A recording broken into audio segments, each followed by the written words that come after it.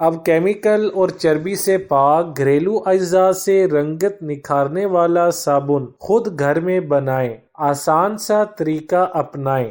آج کل مارکیٹ میں رنگت نکھارنے والے پروڈکٹس تو بہت سے موجود ہیں، لیکن یہ تمام پروڈکٹس بھرپور کیمیکل اور خاص طور پر صابن چربی سے بھرپور ہوتا ہے، جو کہ وقتی طور پر تو آپ کو نکھری رنگت فراہم کر دیتے ہیں، مگر اندرونی طور پر آپ کی جلد کے لیے نقصان دہ ہوتے ہیں۔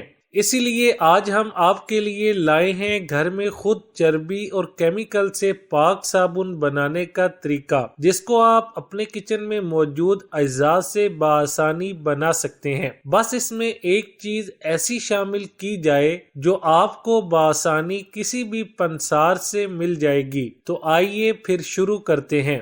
اجزاء: لئی حسب ضرورت منرل واٹر 220 ملی لیٹر، دار چینی کا تیل 1.5 کپ، لونگ کا تیل 1.5 چمچ، ونیلا ایسنس 2 چمچ، شہد آدھا کپ، جو کا آٹا 1.5 کپ، زیتون کا تیل 1 کپ، ناریل کا تیل 4.25 کپ، کیسٹر آئل 4.25 کپ، سورج مکھی کا تیل 1.5 کپ، بٹر ملک کیوب 2 چمچ۔ صابن بنانے کا طریقہ: اوپر بتائے گئے تمام تیل ایک پین میں ڈال کر گرم کریں اور اسے مسلسل چمچ سے ہلاتے رہیں۔ اب منرل واٹر اور بٹر ملک کے جمے ہوئے کیوبز برف سے بھرے ایک پیالے میں ڈال دیں۔